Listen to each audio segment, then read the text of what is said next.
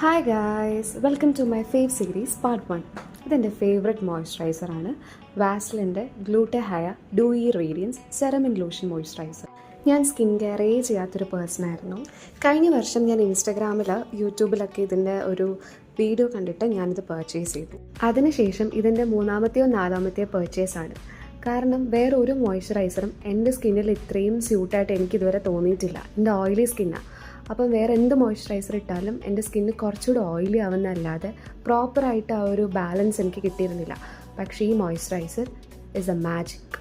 ഈ product promote ചെയ്യുന്നതല്ല, പക്ഷേ ഇത് എനിക്ക് റിസൾട്ട് തന്നൊരു പ്രോഡക്റ്റ് ആയതുകൊണ്ട് ഞാൻ നിങ്ങളായിട്ട് ഷെയർ ചെയ്യുന്നതാണ്. എല്ലാ സ്കിൻകാർക്കും ഉപയോഗിക്കാം.